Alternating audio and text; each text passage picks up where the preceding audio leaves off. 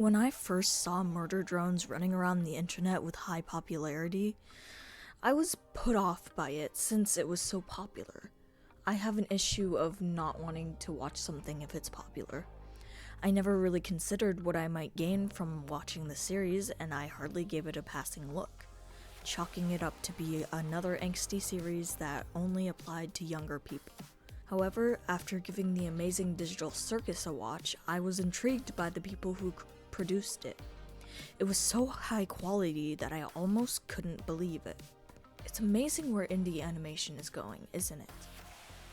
Anyway, the point I am getting at here is that I'd seen it circling around for a while and decided that I may as well give it a try. How do I say this? After watching it, I became obsessed for like a good week, which takes quite a lot for me to do these days. I usually end up rewatching old shows or playing old games that I have gotten obsessed with. This was something new, something fresh, something that really spoke to me. Now, you, the viewer watching, is probably one of two people. The person who is in love with murder drones and was ecstatic to see content published about it, or you have no idea what murder drones is but have been curious about it for a while now. There's a possible third option of a murder drones hater as well. Hi, please don't yell at me. My point is, Murder Drones is a series that I feel like never got too much attention. Granted, it did pretty damn good, but compared to the amazing Digital Circus or other animated YouTube series like Hell of a Boss, well, view-wise and fanbase-wise, it doesn't really stand a chance. What I want to do today is take a step back and appreciate this amazing series, and give it the love and recognition that I personally think it deserves. Now, if you are a fan of Murder Drones, you probably know that it can be a little confusing, and it can be hard to understand the plot that is going on throughout this series. I myself had to watch it multiple times to be able to fully understand what was going on, and I'm still a little on the fence about that as well. So if that's not your cup of tea, I understand that, but personally, I'm a rewatcher, so I had an absolute blast doing this. I love scanning episodes for stuff I may have missed, and I love not knowing what the hell is going on. And I love when other people don't know either. It makes me want to know more about the series and know more about this world. Now, okay, Vipe, you've been going on and on about Murder Drones. What's it about? Well, this is where I have to unfortunately say that there are going to be pretty big spoilers in this video, so sorry about that. So what is Murder Drones about? Well, that's the interesting part to me. We have pretty good guesses, but they could always be wrong.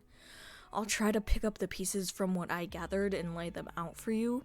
If I miss anything or get something wrong, please be patient and kind, as I am only human. Murder Drones takes place in a universe where robots, or AI, have taken sentience. Humans, at this point, have begun to colonize on foreign planets and are setting up civilizations there as well. The planet that our story takes place on is Copper 9. However, at this point in time, no humans are living on it. It is believed that the humans have wiped themselves out, and with nothing else to do, the robots took over for them and made their own little society. We soon find out that the humans wiping themselves out may not have been exactly what happened. It could have been the drones, I'm not really sure. Don't ask me. Now, I'm sure that robot society sounds all cute and cuddly, but these robots, or worker drones, as the series has dubbed them, are small and mostly meant for servant work. So when the humans, or at least they think the humans, send these specially equipped drones to dispatch of them, they end up holding up behind 3 walls/doors to protect themselves from these drones. These drones are larger and equipped with weapons and or upgrades specifically meant to obliterate whatever is in their path. These have been dubbed Murder Drones. Inviting, I know. Now we can actually introduce the characters. I know, crazy, right? Anyway, right off the bat, we are introduced to our absolute slap in the face of a main character, Uzi. Now, why do I say that about her? Well, she's probably one of the biggest deterrents for people, if I had to guess. Her personality is pretty over the top, and some people can find it annoying or even cliche. She's made to represent a certain criteria of people that have been dubbed as angsty or emo teens. People can be put off by her as she has an extremely strong personality. Her main thing she says is "bite me," and she just screams pink hair and pronouns to me. Anyway, we start off the series with her talking about how she's sick of being holed up in these walls whilst they are hunted like animals. She says that she has a railgun that could work if she got a certain part from outside the doors, which puts in motion the plot from here on out. Long story short, she goes out, yada yada yada, doors, and then she's out in what seems to be a post-apocalyptic world of sorts. Now, don't quote me on that since my information is only correct sometimes. What she sees is an enormous pile of destroyed and consumed worker drones piling up as far as the eye can see. A horrifying sight, really.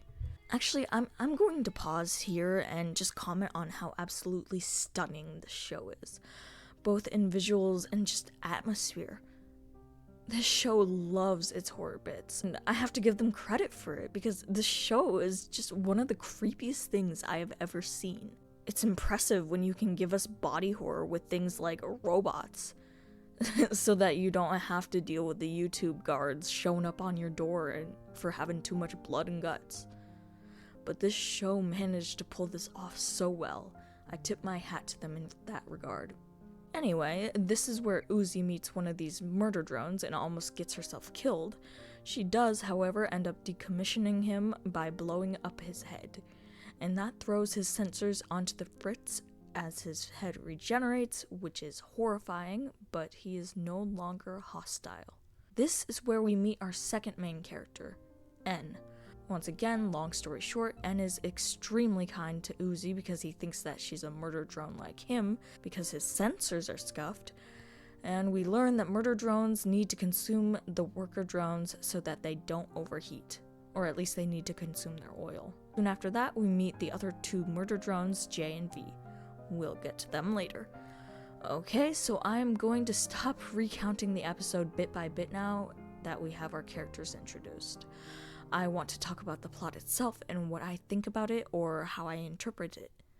This show is full of uncertainties and mysteries, and can be extremely hard to understand. You know what else is hard to understand? Why you haven't liked and subscribed yet? You've already watched this far in the video, it only takes a click and it really helps out. Alright, back to the video. Whether or not we know it, we learn about a detrimental character in the next episode. Sin. Who is Sin?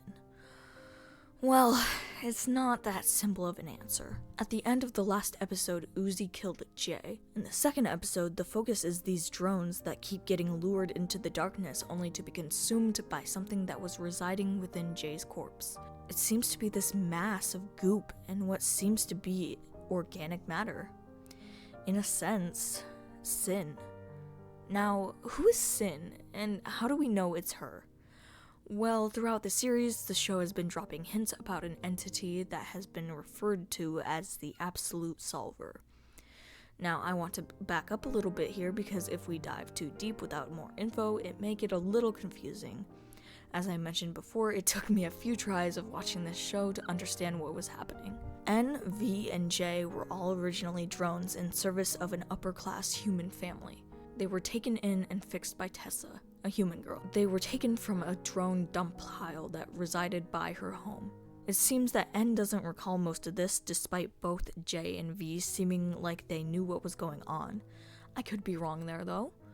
Anyway, in a separate episode, we learn of a rare virus that infects drones that are not properly disassembled. This virus is called the Absolute Solver. It causes these drones to be able to wake up from being disassembled. There is also a rare chance that they will be corrupted by this virus when this happens. In fact, we see this exact thing happen in the beginning of episode 5, where we see this happen to a drone that is underneath thousands of abandoned drone bodies. I think we can assume that this is the same drone that Tessa brings in later on in the episode, who is introduced to be Sin. Oh, look, we can finally talk about Sin, who I mentioned a page ago. See, Sin is interesting to me because I'm not entirely sure what to think of her. I'm wondering if she is just another pawn in the game. What I think I can say is that I believe that she is the original host of the Absolute Solver, a vessel for the Solver to use, to evolve. Why do I think that? Well, honestly, it's just a hunch, but it's one of the most important things in the story, yet we're not sure. From what I have gathered, the Absolute Solver is attempting to build its army to continue to rule over and to eventually take revenge on the humans. Like I said before, it's big and messy and confusing. Not only that though, but this virus can be carried throughout generations, and children of drones that have had this virus can be affected without even realizing it. That's where Uzi, our main character, comes into play. We see her bear the Absolute Solver symbol in her eyes for the first time in the second episode, and from there it begins to get more and more out of hand. During episode 4, we see the Absolute Solver cause Uzi to lose control and consume her other classmates for their oil, which is interesting to me because literally no one cares that they died, and that's kind of funny and sad. It's seen earlier in that episode that she's overheating because her emotions are hyped up and she needs to consume oil to keep herself calm. Although that's another thing I find interesting because N mentions in the first episode that they need it, but I don't think we've seen N eat anyone since. I'm wondering if this is just something they didn't mention or if something bad is going to happen with that, or maybe they just forgot. I don't know. Anyway, Uzi transforms into a more organic version of the murder drones, which is interesting to me because where did that matter come from? Either way, she didn't mean to do this, but it happened anyway, so it is what it is. It is what it is. Sorry. I'm not going to go into what I think is going to happen in the future too much because my brain is still mush from trying to piece this all together. However, I do think that N is the one who killed Uzi's mom. A lot of people have speculated this, but come on, it's a little obvious. Also, V is not dead. I'm not stupid, murder drones. I've got my eye on you. I'm not really sure where this is going to go, but I have a bad feeling that Uzi is going to get worse before getting better. At least I hope she'll get better because I can't be entirely sure. In the latest episode, we had a Jurassic Park-esque episode with the horror, and to be fair, they did a good fucking job with it. Anyway, we learn in this episode that Uzi's mother used to be one of the drones who was with the Absolute Solver. I think? The drone in this episode mentions her mom, and I'll just say I'm still digesting this bit for now. We also learn that N may have to kill Uzi, which is kind of unfortunate since the series is clearly pushing for them to be together, and if they so much as hurt a hair on this innocent, who murdered thousands of innocents, little drone's head, I may go feral. Anyway, I've run out of plot to talk about, so I'm going to go into what I overall think about the series and its characters. I really want to start off with the animation and art style because it's of particular interest to me. Why is that? Well, I'll admit I can be a little stuck up when it comes to art styles. If I don't enjoy an art style, I probably will not watch a show, even if other people really enjoy it. It's a flaw that I am aware of and I am trying to get past. I'm really glad that I watched The Amazing Digital Circus beforehand because I don't think I would have ever given Murder Drones a chance without it. Now, don't take that as me not liking the art style, but I wouldn't have given it a chance because I have never been a big fan of 3D art, although The Amazing Digital Circus and this really blew it out of the water for me. Honestly, after watching these two, I'm going to keep my mind open to 3D animation in the future. I will admit that I am extremely biased for 2D art. It has just been a part of my life for a very long time, and I feel like it is a lot more expressive and enjoyable. However, Murder Drones did change my mind on this. The animation and art style in this show are just absolutely stunning, and I don't think I have ever enjoyed anything made in 3D this much. So perhaps I will keep my mind open for shows like this in the future. The next thing I want to talk about is how the story is presented. I think it is very clever, as it is not immediately clear the first time you watch through. And if it is, congrats for you, perhaps I'm just a little dense. Anyway, the thing is, people love a good mystery. They love to dig. They love to search for every little detail, every little secret that could be hiding. And that's what makes a show lovable. So in that sense, I believe the way they are handling the story is an absolute win, so long as you are willing to work for it. Now, as much as I love this show, it isn't perfect. I want people to know that before going into the comments and saying that it's not perfect. I know it's not. There will always be things that people don't like about certain things, and there will always be flaws because nothing can be perfect. But that is the appeal of it being made by humans. I will admit sometimes the dialogue feels a little weird, and people have mentioned this before, and I can see why they think that. For me, it doesn't bother me that much because I guess my mind works in a similar way as the dialogue in this series does. It does bother some people though, so I can respect that. However, I just want to commend the voice actors because they just did an absolutely phenomenal job. Like, their voices match so well, and I'm so glad that they were able to have fun with this series. I hope that others agree with me here because this is one hill that I will die on. Another big problem that people have with this series is the main character, Uzi. Uzi is a lot, to say the least. She's supposed to represent an edgy teenager, and sometimes they take it a bit far. However, it's to the point where it can get a little repetitive and annoying.